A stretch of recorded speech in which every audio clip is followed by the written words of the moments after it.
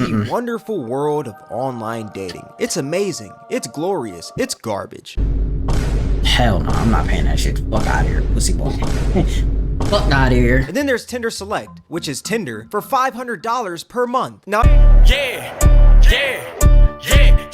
I am a menace. Keep me around. What's good, YouTube? Back here with another video. Before we get into the video, like, comment, subscribe, hit that notification bell.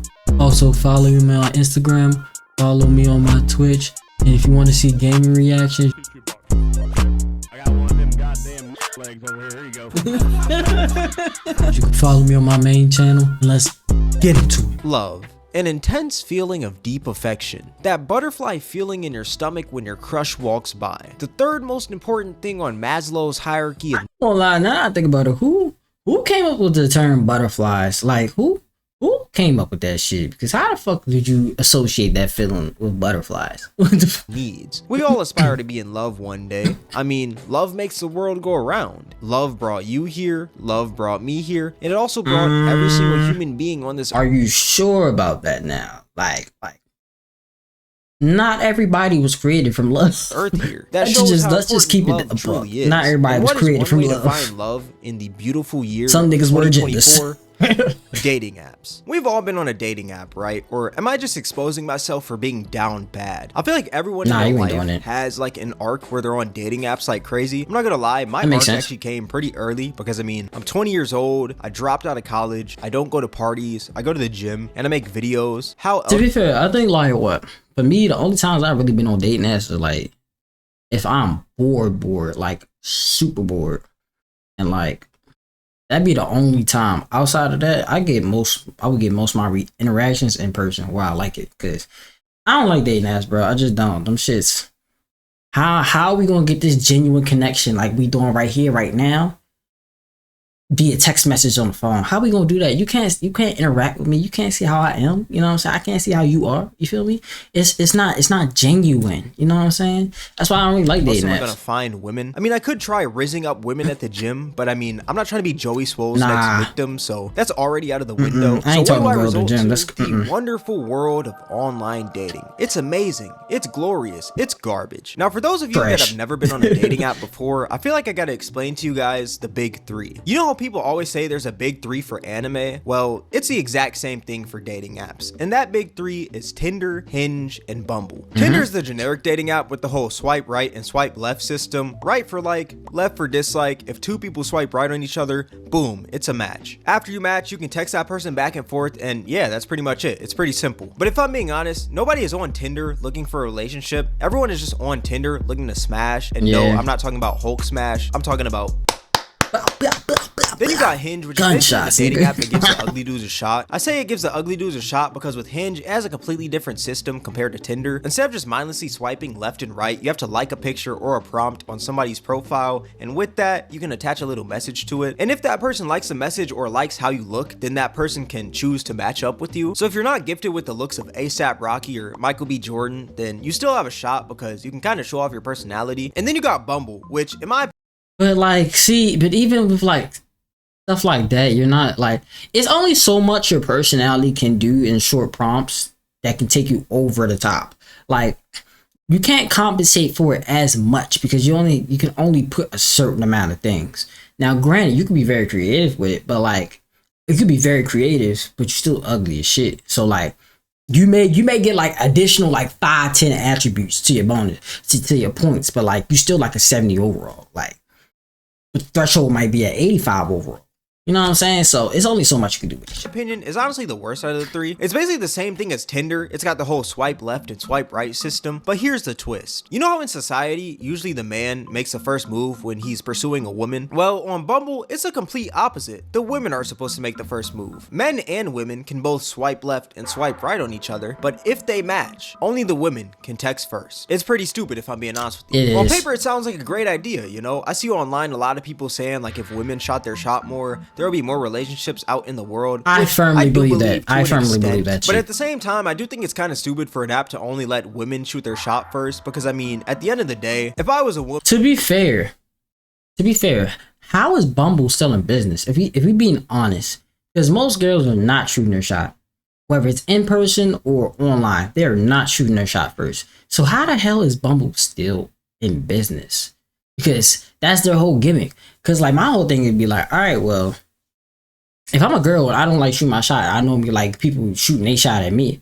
I'm just go to Tinder or Hinge or something. But like Bumble's forcing me to make the first move. Nah, Brody. Women, I would go nowhere near Bumble, and I say that because it just sounds like extra work. Like, why download an app where I gotta make the first move and put in that extra step when I can just download Tinder or Hinge and just have men flock to me? It's like asking somebody if they'd rather get $1 million for free or $1 million, but they actually have to put the work in. Obviously, everybody's gonna pick that $1 million for free. But yeah, those 3 apps are pretty much the main 3 dating apps. Anything else, I've honestly never used because, be real with me, who is out here using farmersonly.com? One thing that all these apps have in common, why you had to show they them all have farmers these like that, bro? premium subscriptions which offer things like more swipes, more information like who liked your profile, and boosts so more people can see your profile. But if we're being honest here, this is just a dating app's way of capitalizing on lonely men. And the reason I say lonely men is because on dating apps, most men get less matches than women because there's so many men on these apps. There's actually studies that show that Tinder is 75% men, Hinge is 64% men, and Bumble is 76% men. So what's one way to help with this over? I ain't gonna lie, this goes into a conversation I had with my coworkers. Cause I try to tell them like, look, like the average woman gets significantly more numbers than the best looking guy. But women don't be believing that shit because they think everybody is the best look. Everybody has the same qualities and chances as the best looking guy. No, it doesn't. Somebody like I may get a lot, but the person around the corner for me, maybe a regular ass dude that don't get no play. It's the gap is so wide in the spectrum, and like people don't be believing this shit. Like it's hard. It's hard. So like that's why I said like when you trying to explain it to them, they can't grasp it because they don't deal with that shit because they can get anybody they want. It's very hard. It's very hard for them to be rejected, especially if you're attractive. If you're an attractive woman, it's very hard for you to get rejected. Overflow of men buying their premium subscription. And what's even crazier is the pricing on these plans. Hell no, I'm not paying that shit. Fuck out of here, pussy boy. Fuck out of here. And then there's Tinder Select, which is Tinder for $500 per month. Now I gotta state this right here. Tinder Select isn't open to the public. You have to actually sign up for this. Only less than 1% of Tinder users actually have Tinder Select. So it's not really that important. It's pretty rare. But regardless, it is. It says would you pay $6,000 a year. So that means that their whole thing, you're paying $500 a month. So they're banking on you being on the app for 12 months for $500 a month.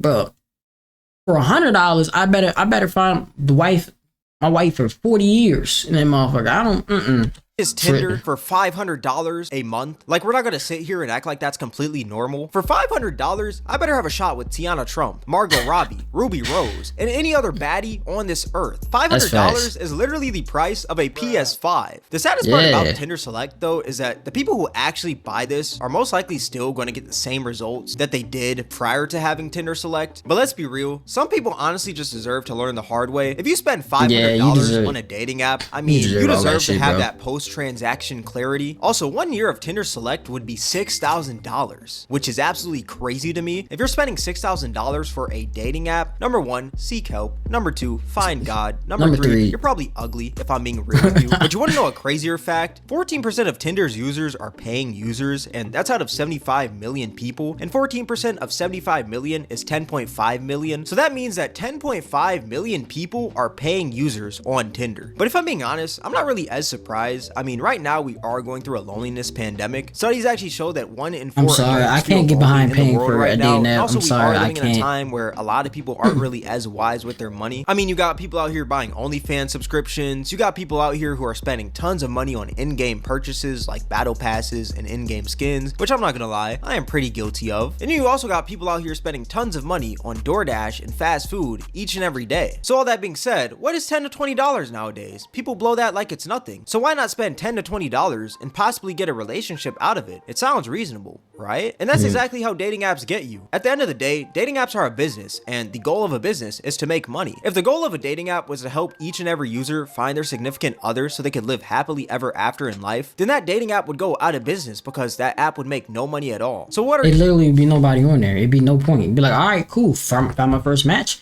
Oh, we're perfect together.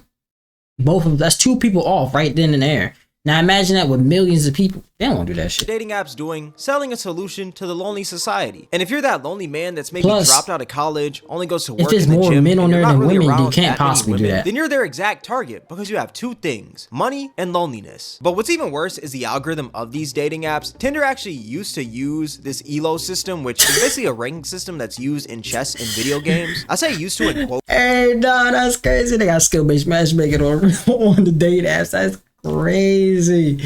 Nah, that's crazy. Yo, imagine you got skill-based matchmaking on dating apps, bro. That's insane, bro. So like they're gonna match you up with your pair. So like let's just say like you really attractive, like really attractive. They're gonna match you up with really attractive people. And if you're really ugly, they're gonna match you up with really ugly people. That'd be crazy. It's because Tinder said they took it out, but let's be real, that's just a PR business cover-up. We all know that they're still using it till this day. And how it works is they would rank you based on your attractiveness / how many people would swipe right on you. So pretty much, if a ton of people swipe right on you, that means that you're in high elo and Tinder values you a lot. And if you're a person who a bunch of people swipe left on and they just skip you, basically that means that you're in low elo and you're ugly. But if that high elo person likes somebody's profile who's low elo, that low elo person's score goes up. So if that high elo person has terrible taste in men or women, it's a field day for the ugly human beings of the earth. But what's one way to have more high elo people on your feed and have your profile pushed out to more people in general? Paying for their premium plans. It's actually pretty sad because it all just boils down to dating apps wanting more money. At the end of the day, love is priceless. You can't just pay your way to love. Just have fun, go outside, live your life, and eventually you'll find your significant other. I feel like too many people nowadays try to force / rush the process of things, and one of those things being relationships / love. Now with this video, do I expect every single person that watches it to delete every single dating app on their phone? No, because that's not my intent. I mean, if you use Tinder or any other dating app for free, I honestly don't care. Like, if that's what you find fun, that's what you find fun. But I guess my whole point of this video is that do not spend your money on dating apps. No, you that's work just hard for your stupid. money. And if you're Stupid, young, bro. $20 is like 1 to 2 hours of work. And if you're old, that's like less than an hour of work. But regardless, do you really want your $20 to go to a slimy dating app? Let's be real. Yeah, But yeah, nah. with all that being said, this is gonna wrap up the video. If you guys made this far, I appreciate you. If you guys enjoyed this video, then